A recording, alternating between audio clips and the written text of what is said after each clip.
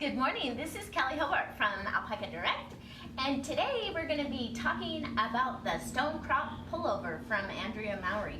And it is a knit-along that she's going to be doing, and it started yesterday.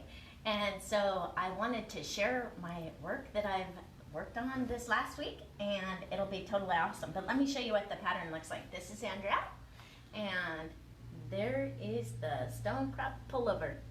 And what I like about this project is using a fingering weight yarn, and as usual, I love fingering weight yarn, especially when I'm using wool, because I tend to get warm. And so using lighter weight wool makes it so that you can actually wear it. And I haven't decided if I'm going to use shorter sleeves or what I'm going to do with that. I usually do not wear it unless it's shorter sleeve. So I will see what I'm going to do with that. It'll be a surprise because this is going to be a 2-week project, and this week is going to be all the way down to the split for the arms, and then the next week is going to be for the rest of it. And hopefully I'll get it done by then so you can see what I've done. Maybe I might even be wearing it. It's totally tough to get excited about sweaters when it's 90 degrees out. That's true. Next week I may or may not be wearing it, depending on how warm it is in here, because it does get warm. Yeah. And right now it is like our Indian summer, and it's fantastically beautiful outside. So one thing I wanted to introduce with you today is the yarn that I'm using. And can I have you zoom in on this, Heidi? Heidi is helping me today. Jim is preoccupied at the moment. And so this is the start of my cardigan that I'm doing. Actually, not a cardigan, it's a pullover. And it is really, really fun. It's doing some bobbles, and it has some cabling, and it has a little bit of color work. And oh, another thing I wanted to talk about is with this pullover, they actually have you going up to like a US number 5 needle. And for fingering weight yarn, for me, that was like huge. I wasn't sure if it would work out or not. And so the largest I felt comfortable going was a US number 4 needle. And now, after I've blocked this a bit, I'm looking at it going, hey, I could have used a number 5. So if any of you are going to be joining in on this knit along, you don't worry about using a number 5 unless you knit super loose, in which case you might want to use a number 4. And as always, don't forget to check gauge, because you might mess up and make the wrong size, and then it will either be too big or too small. One second, Jim. So I have my husband here, and we are introducing a new yarn for us at Alpaca Direct, and it's called Coeur d'Alene yarns, and our first line is called... What should it be? What should it be, Jim? Well, Sasquatch. Okay, so... Sasquatch? Like as in Bigfoot? Yeah, in the Northwest. Here you go. Lots of it. Good job. My husband is too funny. It's like he's horsing around. When we're trying to get work done, he is messing around. Anyways, but that's what's fun. Lovely. Yes. This so yarn is beautiful. And what it is, if you look at it really closely, you can see all the vibrant colors. Wow, pretty. And it's 80% superwash merino, 10% nylon, and 10% cashmere. So it's very similar to the Zen Garden. And it's turning out to be super nice. I'm loving it. I'm loving working with it. And I wanted to show you some different colorways that we've had these dyed specifically so they can kind of match and go together. And so I wanted to show you a couple different colorways that go together. Right, so this one is called Rampage, and this one is Slated Blue. That's beautiful. Isn't that gorgeous? And then this next one I have that reminds me of fall. Topsy-Turvy and Emerald Forest. That's pretty. I love this kind of taupey color. It's pretty. And of course, I'm a teal lover from way back. Oh, I love that. Yep, and this was Emerald Lock. Pretty. And this one is Pixie. That's gorgeous. I had a hard time deciding which one's color to use for my sweater. And so this one is called Sugar Plum, and the next one is Rose Garden. That is Rose gorgeous. Garden and Sugar Plum. Beautiful. Huh? Carla Paxton says, very pretty. Yes! Oh my gosh. And 2 more here, Tartan and Tropical Sunset. That looks scrumptious. That's kind of a creamy color. Isn't it pretty? Oh yeah, I like these. They feel great too. And the last combination that I've chosen is Sunrise Meadow. And messy. You did a great these job. would make great color combinations for your sweater. Now, when I chose my colorways, which were these ones right here, I went to Ravelry and just looked at projects that were on there, and I decided that I liked the dark background with the light color work, and so that's what I'm doing with mine. But you should take a look when you're if you're going to join in this knit along, and don't forget, take a look at our yarn, because it's the perfect yarn for this project. Now, if you look at her pattern, like I said before, she recommends she has her fingering weight for the main color, and then she has her own yarn, which is a sport weight yarn. So I was really worried about whether or not this project would work on such a large needle, and it worked beautifully.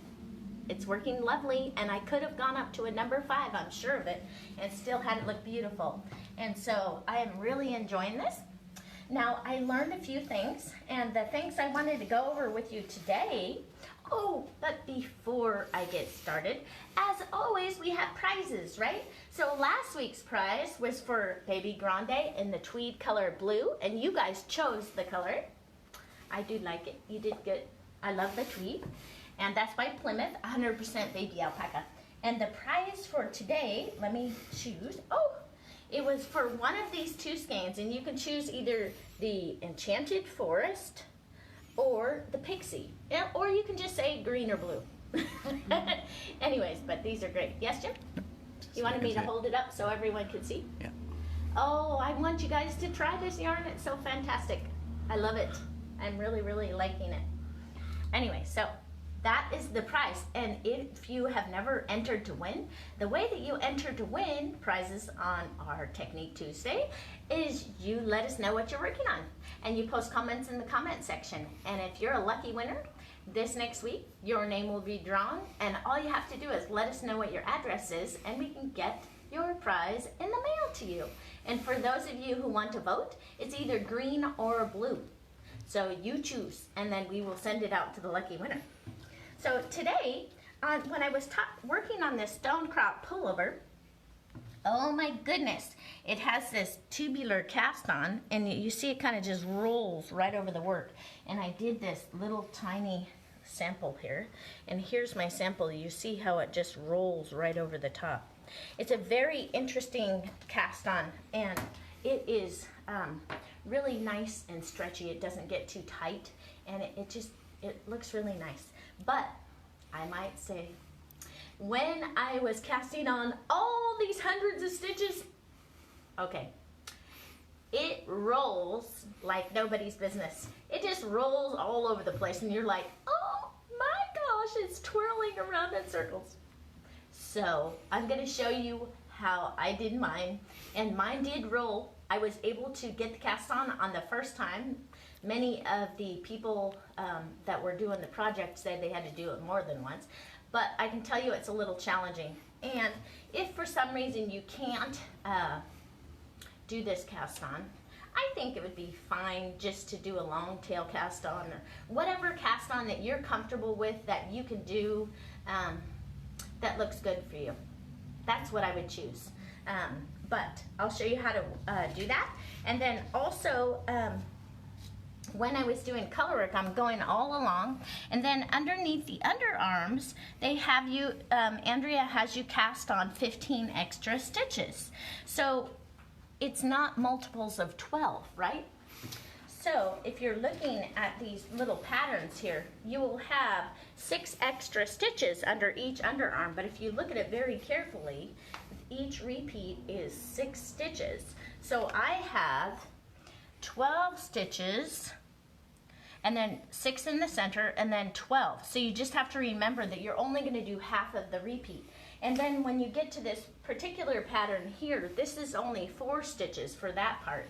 So if you're going to do that one and make it look exact, you'll have to decrease 2 stitches for that 3 rows, and then add them back in later, or you could make your white section 1 stitch longer on either side of that. But you want to make it look uniform. She said just kind of fudge it or what have you, but I think right here on your side seam, when you're doing your sweater, if you do fudge it and you don't make it consistent, it's gonna look funny. I think it will look funny. So, to me, I don't like fudging. Right, Jim? I'm like so picky, I will take it out if I have to, or do it over and over. So on mine, I haven't decided if I'm going to make 2 extra white stitches and just have that be part of it, or if I'm going to take out the 2 stitches and add them in after 3 rows. But I'll let you know when I get down that far, because see, the beauty of this wonderful sweater is that you can try it on as you go, right? Top-down sweaters knit in the round. You just slide some of your stitches on a larger cord if you don't have a larger cord on there already. Or if you do have a larger cord, then you can just flip it over your head and try it on as you go, right? So anyway, so that was the way I dealt with the underarm stitches. And it worked out great. So, and I just started that, and so that's going to be no problem at all. And then I wanted to talk about a couple of things. The tubular cast on I'll be showing you in just one moment. And we talked about the cast on stitches for the underarm, and then the half double crochet bobble. And this was an interesting bobble for me. And I love the look of it. The problem I did have is that sometimes my bobbles, do you see on some of them, they kind of want to go through the back. They want to fall through the back, see? And so what I'm doing right now, I have an extra strand of yarn, and I'm going through and sewing up the hole in the back. But I wanted to show you, I did a couple bobbles right here in the front, and I wanted to show you, there's a couple different things that you can do to close up the hole as you're going, so you don't have to go back later and seam it up and make the bobble stick out. Because if you're going to do a bobble, I kind of feel like it should be present. It shouldn't be stuck through the back. So closing up that hole is going to be important, because otherwise you're going to be trying to rearrange your bobbles if you're like me. Some people might not notice it, but I would. It would drive me crazy. So anyway, so I like to close up those holes and make it so the bobble has to stay on the right side of the work. And let's see, what else are we going to talk about? Oh, so I talked about the split from the sleeves. So let me just show you the bobbles and the cast on and all this stuff. So I'm going to move my work over here. I see Judy here. I said there's a lot of rain. I guess she's in Minnesota. And all the people in Florida and then the East Coast. Oh my goodness, our prayers are with all of you that are in Florida. I heard that hurricane was downgraded, but there's still going to be a whole lot of water. And for the next few hours, there's a high tide coming. And so we are praying for you guys and hoping that you stay safe and stay inside and take care of yourselves while this, until it all passes. Goodness gracious, that's awful. All right, so the first thing that I wanted to talk about is on the underarm, and because I thought it was kind of an easy thing to look at, on the underarm of the sleeves, it tells you to cast on. Do you see right here where we have to cast on some stitches, right? So, and Andrea likes to use the E-loop cast on method. Well, I find the E-loop cast on method sort of unstructured. And so what I like to do is use the cable cast on method. So what I do, if you're going to use the E-loop, let me just show you this first. If you're going to use the E-loop, that's E-loop. So around to the left, that's the E-loop. Okay, it looks like that. Kind of like knit stitches, right? And then if you were going to do the reverse E-loop, you do it in the other direction. And it almost like it gives you purl bumps on that one.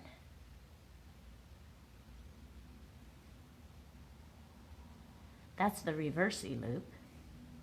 But they're very similar to each other, but they kind of wiggle around and they're a little bit not super structured. So I'll show you what I like to do. I turned my work to the wrong side. And I love cable cast on because it gives you a strong, stable cast on. So I would slip my right hand needle through those 2 stitches and knit that and bring it back through. Now when I come back out, I slip that stitch on with the left hand leg in the back. so it's mounted correctly. Then I have 1 stitch cast on, and then I just kind of knit along and keep doing that. Left hand leg in the back, and then I'll show you what it looks like.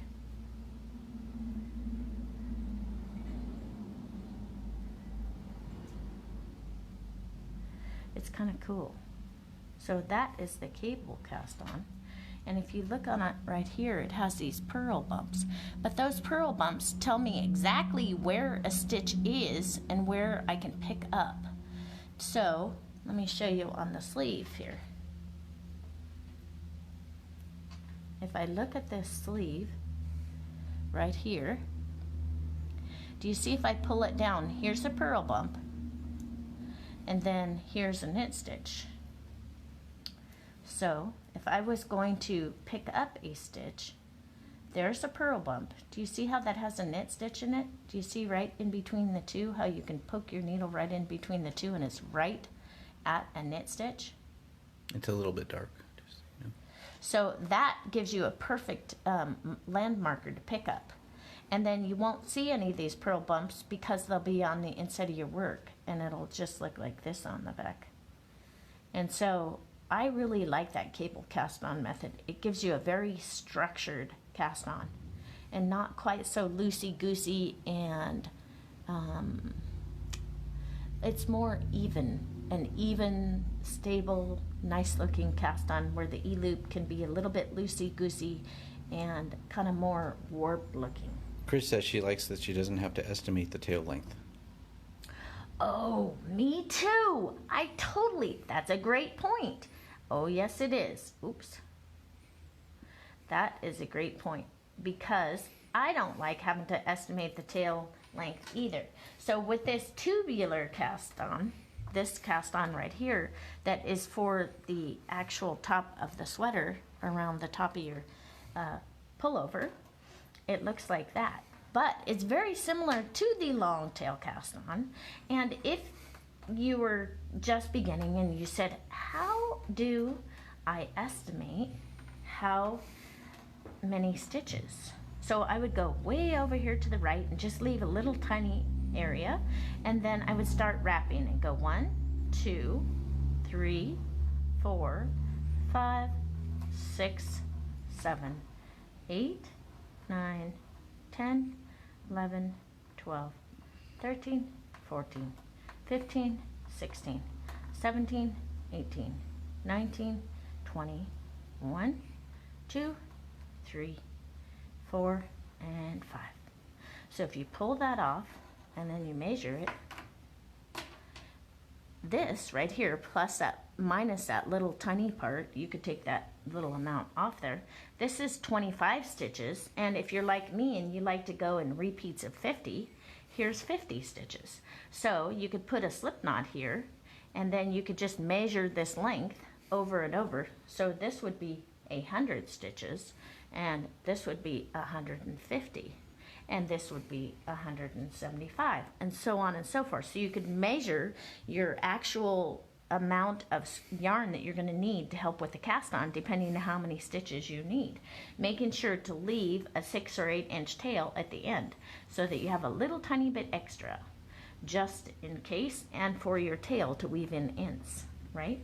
So let me go back to mine and I'll show you this cast on. The cast on, and I'm just going to show you how Andrea Mowry shows us, because she does, it's her pattern, and you know, it's kind of a cool thing. So 2, 3, 4, 5, 6, 7, 8, 9, 10, 11, 12, 13, 14, 15, 16, 17, 18, 19, 20. Okay, so now she has you take your working yarn. This is my working yarn, and it needs to go toward the top, and your tail needs to go toward your tummy, right? And then you go, you hold it kind of like the long tail cast on, but here, let me read the actual, and I think Kathleen will probably post this as a blog post for us. So we have our slip knot, and I don't use the slip knot, I just twist the yarn, right? And so if we're going to be doing a purl stitch, you go under, oh, one second, let me find my, yep.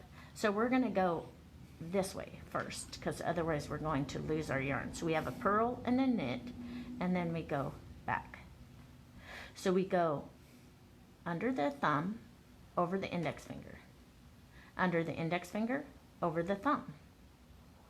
And you kind of got to scooch these close. So I have 5, and then under the thumb, over the index finger, 6, 7, 8, 9, 10, 11, 12, oops, 13, 14, 15, 16, 17, 18, 19, and 20. Okay? And then, do you see how it rolls all over the place? It is kind of a pain. Let's see if I can get it to unroll so that we can do the rest of it. Oh my gosh.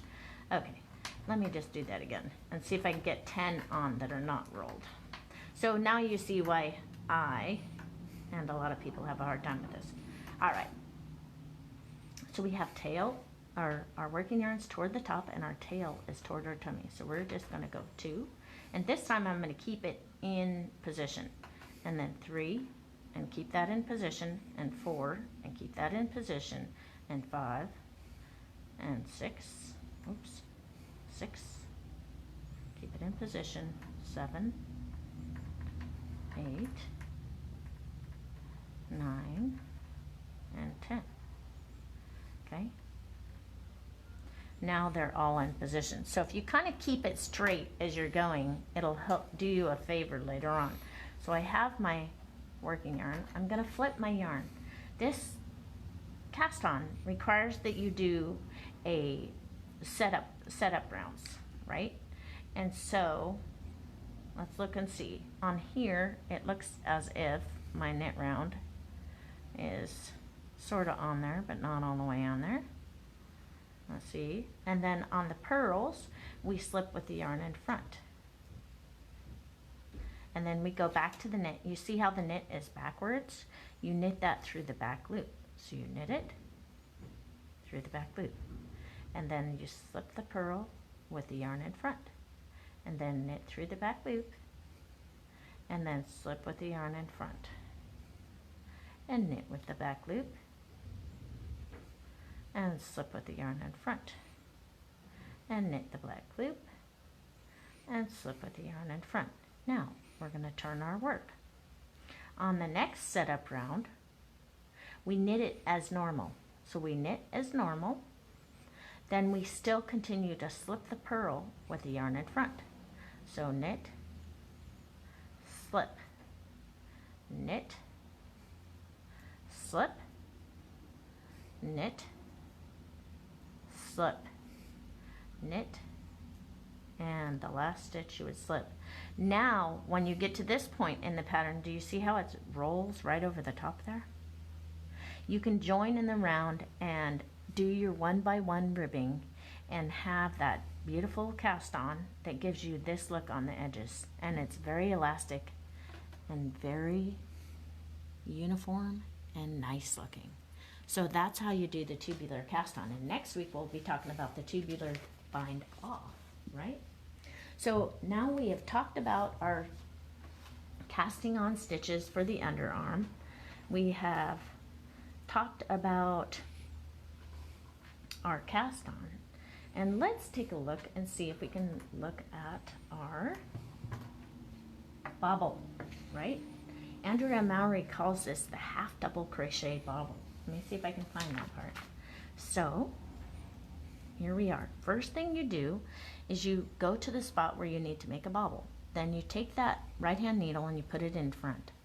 And then you grab the stitch from the back and then you bring the yarn forward. So that's 2, 3, 4, 5, 6, and 7. All right? And then I like to, you do a yarn over so you can bring that working yarn through. And if I have a hard time bringing it through the whole thing at once, I'll just bring it through part of it. There's my bobble. I brought it through all of the 7 stitches. Now I do a slip stitch. She says to do 2 and then do a half double. She does 2 she chains 2, and then she does a single crochet, but she called it a half double crochet, and I don't really care which way you do it. I think the most important thing is to have it be consistent. So on here she would chain 2 and do it, but to me that leaves more things where the bobble can actually fall through the back. So what I like to do is just do a chain 1 to kind of connect all those 7 stitches together, and then she does a regular single crochet and brings it through, and it's called a half double crochet bobble. So I don't know if you're supposed to do a half double crochet or a single crochet. Doesn't really matter, really.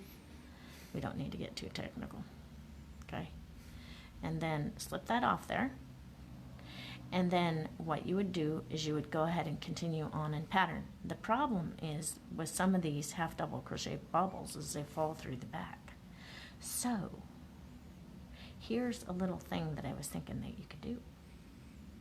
You could take this up here, and you can either do a knit 2 together. See, knit that strand together to kind of tighten it up. Do you see how it kind of tightened it up a little? That was an easy trick to make your bobble hole in the back close up a little. Do you see that? How it's a lot more closed than it was. And when you on the next row of the pattern, if you look at her chart, let me show you the chart. Oh, it's over here. Jim, I gotta reach. Sorry, sweetheart. If you look at the bobbles, the next row of the chart, after you do a bobble, is a knit 2, purl 1. So when you were coming back, say I'm coming back and I'm doing these stitches again. Okay, don't mind my working yarn. I'm just pretending as if I'm coming back, right? I'll leave that on there since that's kind of, okay. So I have these, see how these two, it's a gap. That's where the gap is. So if I go over here as I get to these 2 stitches where the gap is, and I go knit 2 together and then purl, what it'll do is close the gap. And then you can go knit 1 and 2 and then purl again. And you'll still maintain your stitch count, you'll still maintain your pattern, but you have closed up the hole in the back. I don't know. If any of you guys have other ways that you use to close up your gaps on the back of bobbles, please put the comments in the comment section so we can learn from you, and we can make our bobbles so they don't sink into the back of the project, because there's nothing worse than making beautiful bobbles and have them slip right into the back of your work. And so it's on the inside of your sweater instead of the outside of your sweater. Not cool. Anyways, all right, so the contest for this last week, Jim, yes sirree, it was Darlene Chevalier? You won this beautiful yarn. All you have to do is let us know what your address is, and we can get it out in the mail to you. And the prize for this week is our brand new yarn from Alpaca Direct called Sasquatch. It's a merino superwash, 80%, 10% nylon, and 10% cashmere. And we have the blue colorway or the green colorway, and you guys choose, and we will have that for the prize next week. So vote on it and let us know what your comments in the comment section about what you're working on. Maybe you have an idea for closing those bobbles. Maybe you have an idea for a stretchy cast on around the top of your pullover and you'd like to share it, and that way you'll be entered to win for next week. And thanks again for sharing. I hope you guys have a great week. And next week we're going to be talking about finishing up our sweater, and we'll look and see how it fits. So we'll be talking about fit and the finish of our pullover from Andrea Mowry called Stonecrop. And it is a great pattern, and here it is one more time. They can order it on the website too. Yes, we have it on our website in print edition, and Andrea Mowry always does full color, and she has this wonderful, nice pattern that you can put in. We actually put it in one of those plastic covers for you, so you can put it in a binder if you want to hang on to it and keep it and knit it over and over. So don't forget to check out our new yarn. You guys have a great week, and I will see you next Tuesday, and hopefully I'll have my sweater done. Take care.